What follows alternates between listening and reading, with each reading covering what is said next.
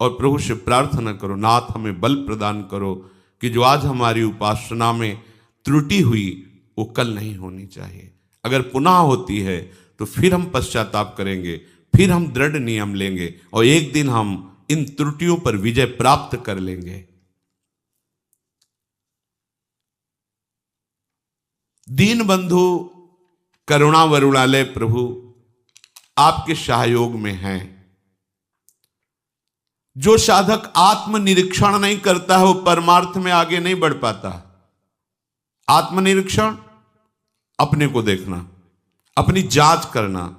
आप स्वयं अपने न्यायाधीश बनिए और अपनी साधना को जांचिए, अपनी उपासना को जांचिए। कितना भाव गुरु अनुशासन में है और कितना मनमानी है उसका विभाग कीजिए। मनमानी में कितना हमारा अशुभ है, कितना शुभ है उसका विभाग कीजिए। उस अशुभ में हम कितना किसमें तल्लीन हैं और फिर उस पर शासन कीजिए। अपने आप को देखते रहना ये उपासना का विशेष अंग है। हमसे क्या त्रुटि हो रही है, हम कहीं प्रमाद में तो नहीं है। यह विषयी पुरुष का लक्षण है। कौन क्या कर रहा है, कहां जा रहा है, यह उपासक का कार्य नहीं है। जो दूसरों को देखते रहते हैं वो उपासक नहीं है, वो विषयी पुरुष है। या जो महापुरुष जगत को नामामृत उपदेशामृत से परम कल्याण की तरफ ले जा रहे हैं वो देख सकते हैं। अपने को चाहिए कि अपने को देखना है कि हम कहां कहां फंस रहे हैं, कहां कहां आज्ञा उल्लंघन कर रहे हैं, कौन सी बात मन की मान रहे हैं, कौन सी बात गुरु की मान रहे हैं, शास्त्र की मान रहे हैं। साधक को तो अपने निरीक्षण से ही फुर्सत नहीं मिलती। वो दूसरे के विषय में क्या देखेगा, क्या बोलेगा। और जो दूसरे के विषय में देखता है, बोलता है, वो गिर जाता है, परमार्थ के लायक नहीं रहता। ध्यान देना है। जो दूसरे के विषय को देखता रहता और बोलता रहता है वो गिर जाता है, अर्थात तो परमार्थ का साधक नहीं होता। आपको देखना है आप कहीं रुक तो नहीं गए, आपकी कहीं विपरीत दिशा तो नहीं हो गई है। ऐसा तो नहीं है कि आप बाहर से वेशधारी हो, बाहर से आप परम पवित्र देश में रह रहे हो और अंतर से विषय चिंतन कर रहे हो, अंतर से विषयी वस्तु व्यक्ति स्थान का संग कर रहे हो, तो मान लीजिए आप भ्रष्ट हो रहे हैं, आपका मार्ग ठीक नहीं है, आप उपासक नहीं हैं। फिर सुनिए, उपासक को देखना है कि बाहर से पुण्यात्मा का परम पवित्र वेश धारण किए हैं, बाहर से परम पवित्र पुण्य देश में रह रहे हैं और अंतर से विषयों का चिंतन हो रहा है, विषय वस्तु व्यक्ति स्थान का संग कर रहे हैं, तो आप भ्रष्ट हैं। भ्रष्ट हो जाएंगे नहीं, आप भ्रष्ट हैं, अर्थात भ्रष्ट माने गिरे हुए। आप अपने मार्ग से गिर चुके हैं, आप उपासक नहीं हैं। उपासक को यह बात देखनी है, हमारा मन विषयों की ओर जा रहा है कि हमारा मन प्रभु की ओर जा रहा है। हमारा लक्ष्य क्या है? प्रिया प्रीतम। तो हमारा मन किधर जाएगा? प्रिया प्रीतम की तरफ जाना चाहिए। विषयों की तरफ क्यों जा रहा है? विषय भोगों की तरफ क्यों जा रहा है? क्या है? लक्ष्य नहीं दृढ़ है, आपको पता नहीं आपको कहां जाना है, आप किधर जा रहे हैं। आप परीक्षा कीजिए अपने हृदय की, निरीक्षण कीजिए। साधक इसी परीक्षा में पास होकर उपासना की ऊंचाई पर चढ़ता है। जिसका मन विषयों से हट हट कर बार बार आराध्य देव की ओर जा रहा है, पर बीच बीच में विक्षेप विषय डाल रहे, उसे चिंता नहीं करनी, वो उन्नति की ओर जा रहा है। जो बाहर से सब कुछ भागवती है लेकिन अंदर से केवल विषय चिंतन और उसको पश्चाताप भी नहीं है, वो चाहे जितने जन्म ऐसे बना रहे कोई लाभ लेने वाला नहीं। वर्ष नहीं कह रहे, जन्म चाहे जितने जन्म, लाभ नहीं मिलने वाला। नियत बुरी है उसकी। नियत बुरी है। और जो बार बार अपने मन को प्रभु में लगाता है, विवश होकर विषय चिंतन बन जाता है, तो उसको जलन होती है। ये ठीक रास्ते पर है, इसकी नियत अच्छी है, उद्देश्य अच्छा है, वो जा रहा है अपने प्रीतम की ओर, वो मुड़ गया है अपने प्रीतम की ओर। सबसे पहली साधक को यह वृत्ति देखनी है कि तुम्हारी गति मुड़ी है कि नहीं प्रभु की तरफ। बहुत बहुत अमृतमयी बात, आपकी गति प्रभु की तरफ मुड़ी है कि नहीं।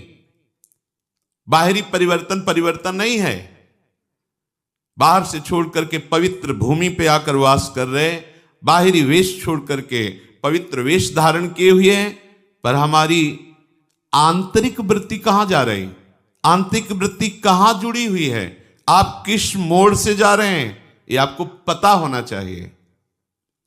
विषयाभिमुख जीवन को मोड़कर प्रभु के सम्मुख करना, यही तो उपासना है। यदि हम बाहरी भेष पवित्र है, पवित्र देश में रहते हैं, चिंतन विषयों का करते हैं, बाहरी त्याग दिखाकर मान प्रतिष्ठा चाहते हैं, तो हमारा जीवन विमुखता की तरफ जा रहा है, भगवद विमुखता की तरफ, दुर्गति की तरफ जा रहा है। ध्यान दीजिए, हम ठीक रास्ते पे नहीं हैं। यदि जीवन ऐसे व्यतीत कर दो, कुछ नहीं हाथ लगेगा। और यदि आपने अंदर से अपना रास्ता चयन किया है, परमार्थ लक्ष्य निश्चित किया है श्यामा श्याम, और बार बार प्रयासरत है उनके नाम रूप लीला गुण का चिंतन गायन, तो आपकी चाल में देर हो सकती है, पर मार्ग में, इसलिए प्राप्ति में देर नहीं होगी।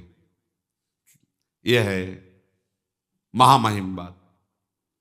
आपने निश्चय पक्का किया है भगवत प्राप्ति का, और आप बार बार प्रयासरत हैं, सफल नहीं हो पा रहे, पर आप मार्ग में हैं। अब आपको भगवत प्राप्ति निश्चित हो जाएगी, क्योंकि प्रभु करुणामय है, वो देख रहे हैं, आपके प्रयास को देख रहे हैं। देर नहीं लगेगी। प्रभु का विरद है, जन्म कोटि अघ नाशहु तबहि। प्रभु के वचन हैं, क्षिप्रम भवति धर्मात्मा। अपने को देर की चिंता नहीं है, अपने को मार्ग की चिंता रखनी है। हम किस मार्ग के पथिक हैं और चल कहां रहे हैं, ये अंदर से देखते रहिए। विपरीत मार्ग पर कदम न रखने पाए, कदम न रखने, राजी न हो जाए अंदर के चिंतन से किसी विषय में, नहीं तो विपरीत मार्ग में दौड़ पड़ेंगे। ठीक रास्ते पर चले, ठीक रास्ते पे चल रहे, इसकी पहचान भोगों में अरुचि पैदा होना। प्रारंभ में ही भोग अच्छे न लगना, जब भोग ही अच्छे नहीं लग रहे तो भोग वार्ता, अलम विषय वार्तया नरक कोटि बीभत्सया। बंद करो, करोड़ों नरकों के द्वारा जैसे घृणित भोग, ऐसे इनकी वार्ता बंद करो। ये बड़े भयावने दुख प्रदान करने वाले गंदी बातें, अलम विषय वार्तया। प्रारंभ में ही उपासक जब सही मार्ग का पथिक होता है तो भोगों में अरुचि होने लगती है, प्रभु में, प्रभु के नाम रूप लीला में उसकी प्रियता होने लगती है। सीधी कसौटी यही है, आपका 24 घंटे में कितना समय प्रभु के नाम रूप लीला धाम के चिंतन में जाता है और कितना विषय में। आंतरिक बात है, आंतरिक। ये मन में देखें, मन में हमारी वृत्ति यदि विषयों की ओर अधिक बढ़ रही है, विषय चिंतन बढ़ रहा है, तो समझना चाहिए कि बाहरी कुछ भी है, पर अंदर से हम विषय की तरफ जा रहे हैं, प्रभु की तरफ नहीं। चाहे आप रहने के स्थान में बड़े किसी प्रसिद्ध मंदिर में रह रहे हो, साक्षात सत्संग भवन में रह रहे हो, या भगवान की किसी पवित्र धाम में रह रहे हो, पर आपके अंदर के भवन का जो वातावरण ठीक नहीं है तो बात नहीं बनी है। तुम्हें अपने भवन में सोहनी पोछा लगाना है, इसे साफ करो, अपने हृदय की मलिनता को दूर करो, इस कूड़ा करकट को बाहर निकाल फेंको। अंदर तुम्हें झाड़ू लगा करके, पोछा लगा करके पवित्र करना है, क्योंकि हृदय मंदिर में यदि भगवत स्मृति नहीं हुई, भगवत चिंतन नहीं हुआ, ये सब कूड़ा करकट विषय चिंतन है, तो यहां जो वर्णन कर रहे कि आप भले किसी प्रसिद्ध मंदिर में ही रात दिन रह रहे हैं, सत्संग भवन में रह रहे हैं, या भगवान के धाम में रह रहे हैं, आपका मार्ग ठीक नहीं है। जैसे कोई कहे वृंदावन धाम की इतनी महिमा है, और आप यहां ऐसी बात करें, दूसरा कोई बोले तो बोले, आप तो समझो धाम की क्या महिमा है। तो धाम का प्रभाव क्या है? भजन गहे फिरे बाह, वृंदावन बस के इतनो बड़ो सयान, जुगल चरण के भजन बिन निमिष न दीजे जान। वृंदावन इह विधि बसे तज के सब अभिमान, तृणते नीचो आपको जाने सोई जान। भजन, यहां इस विशेष महिमा है कि यहां भजन के परमाणु हैं। आपको भजन करने में ज्यादा परेशानी नहीं पड़ेगी, बड़ा सहयोग मिलेगा। पर भजन ना हो तो करोगे क्या? विषय चिंतन, विषय क्रीड़ा। तो ये विषय क्रीड़ा का धाम थोड़ी है, ये तो प्रिया प्रीतम की नित्य प्रेम लीला स्थली है। फिर तो भारी अपराध बनेगा। तुम्हारे पास कम समय है, ज्यादा विचार करने का समय नहीं कि क्या करूं क्या ना करूं। राग द्वेष युक्त पुरुष यदि कहीं भी रहेगा तो राग द्वेष ही फैलाएगा। एक एक वृत्ति अंदर से दूर करो।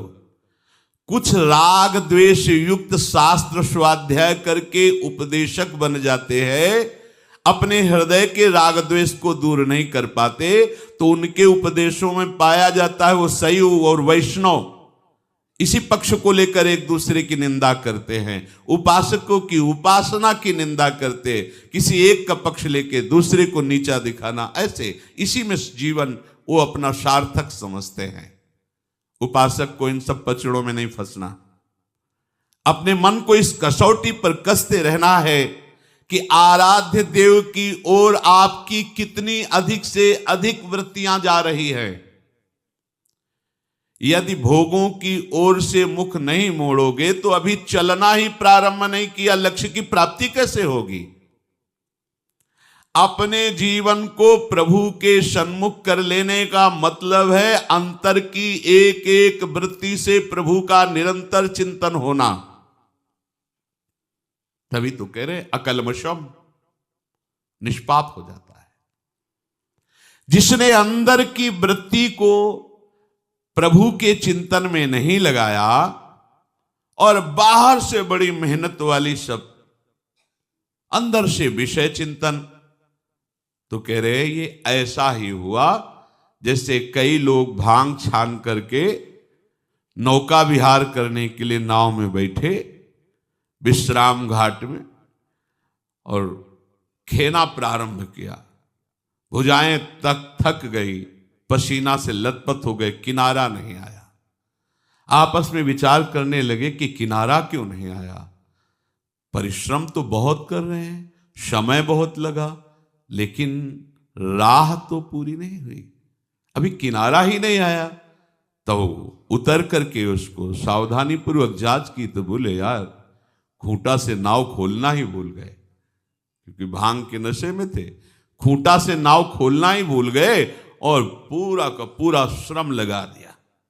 बस ऐसी ही कुछ हमारी दशा हो जाती है जब हम अहमता ममता शरीर में लेकर, शरीर संबंधियों में लेकर, भोगों में लेकर के इस मार्ग पर चलते हैं। बहुत दौड़ लगाई और कितने 50 वर्ष, लेकिन हो कहां?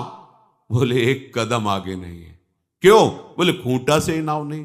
एक अहमता ममता ये जग में है दुखदाई, ये जब श्री जी की ओर लगे तो होत परम सुखदाई। तात मात सुत दार देह में मति अर्जय मति मंदा, हित किशोर को है चकोर तू लख वृंदावन चंदा। खूंटे से नाव ही नहीं खोली। और वह 50 वर्ष की साधना, हाँ माना, वो उसकी बाद में थक गई, खेते खेते पसीना आ गया, लेकिन एक कदम भी आगे नहीं बढ़े। क्यों? अहमता ममता का परिवर्तन नहीं किया। सुख का केंद्र संसार ही माना। भले साधन परमार्थिक दिखाई दे रहा है, लेकिन साध्य विषय चिंतन है, विषय भोग है, संसार है। एक कदम भी आप नहीं चले परमार्थ पे, चाहे जितना समय व्यतीत कर दिए हो। इसलिए यहां अवस्था को नमस्कार नहीं किया जाता, यहां स्थिति को नमस्कार किया जाता है। 16 वर्ष की अवस्था है और हजारों वर्ष की अवस्था वाले महात्मा खड़े होकर नमस्कार करते भगवान सुखदेव जी को। स्थिति इस उपासना में, भगवत प्रेम की उपासना में, हमारे हृदय में क्या हो रहा है, ये प्रतिपल हमें देखते रहना चाहिए। उपासक के लिए बहुत सावधानी की बात है, एकांत में अपने हृदय का निरीक्षण करते रहना और अपने प्रभु से प्रार्थना करते रहना। क्या प्रार्थना? हे नाथ, केवल केवल तुम मेरे हो, मैं आपको ही पुकारूं, आपकी ही स्मृति में मगन रहूं। ये दुख सुख लाभान जितने द्वंद्व हैं मेरे विचार में भी ना आवे। अर्थात चाहे जैसी शरीर की परिस्थिति हो, चाहे जैसा वातावरण हो, नाथ आपकी स्मृति के सिवा मेरे हृदय में और कुछ प्रवेश न हो। आपकी असीम कृपा हमारे ऊपर है। दीन भाव से हृदय खोल करके प्रभु से बात करो, प्रार्थना करो। ये दिखावे में नहीं होना चाहिए, ये एकांतिक साधन है, उपासना है। प्रभु मेरे सामने हैं, मेरी बात को सुन रहे, मुझे देख रहे हैं, मैं भले उनको नहीं देख पा रहा। कैसे प्रार्थना करनी है? प्रभु मेरे सामने हैं, मेरी प्रत्येक बात सुन रहे हैं, मुझे देख रहे हैं, मैं मलिनता के कारण भले उनको नहीं देख पा रहा हूं। सत्य सिद्धांत है, प्रभु तुम्हारे सामने है, तुम्हारी बात सुन रहे हैं, इसमें संशय मत करना। क्योंकि हर समय हर जगह कण कण में प्रभु विराजमान तो मेरे सामने वो हैं, मेरी बात वो सुन रहे हैं। जब आपकी भावना पवित्र और दृढ़ होगी तो आपको दिखाई देने लगेगा कि वो सामने है। आप जिस रूप की भावना करेंगे उसी रूप में वो आपके सामने प्रकट हो जाएंगे। जैसे जैसे प्रेम की वृद्धि होगी वैसे वैसे प्रभु का हर समय आपको दर्शन होगा। ये वो मार्ग नहीं कि प्रभु आए कभी एक बार दर्शन दे के चले गए, नहीं नहीं, ऐसा नहीं। प्रति क्षण छिन छिन बिहरत संग, हर समय उपासक के साथ रहते हैं प्रभु। पर उपासना नियत समय, जितने समय में जितनी जो आपकी गुरु प्रणाली है, गुरु ने नियम, उसमें कभी बाधा नहीं होनी चाहिए, प्रमाद स्थिति नहीं होनी चाहिए। प्रमाद स्थिति बहुत घातक है। रोज तो जाते हैं, आज रहने दो, क्या 2 बजे से उठना, नहीं नहीं। जब तक शरीर में प्राण है, चेतना है और हम चल सकते हैं, तब तक ऐसा नहीं होने देंगे। शरीर को आप पहुंचाएंगे। अगर आप कष्टों से लड़ना नहीं सीखेंगे तो आप ऐसी महामहिम स्थिति को कैसे प्राप्त कर पाएंगे? आपको बहादुर बनना है, प्रभु के सामने दैन्य रहना है, साधन का अहंकार नहीं करना, पर किसी भी दुख के सामने सर नहीं झुकाना है। ध्यान दीजिएगा, हम दुखों में आंसू नहीं बहा सकते, हम दुखों में घुटने टेक नहीं सकते। किसी भी परिस्थिति के हम गुलाम नहीं हैं, हम प्रभु के दास हैं। कच्चा साधक क्या होता है? प्रभु के लिए एक भी आंसू नहीं आते, अपने थोड़े दुख में फूट फूट कर रोता है। थोड़ी सी व्यवस्था भंग हुई, आंसुओं की धार लग गई, थोड़ी सी प्रतिकूलता हुई, छूट गया नियम, छूट गई उपासना। ऐसे कच्चे घड़ों में प्रेमामृत रस नहीं रखा जाता है। रस रखने वाला बहुत प्रवीण है, वो पहले देख लेता है बजा के कि घड़ा कहीं फूटा तो नहीं है, कच्चा तो नहीं है, क्योंकि अत्यंत दुर्लभ ये प्रेम रस आचार्य और गुरु उसी के हृदय में रखते हैं।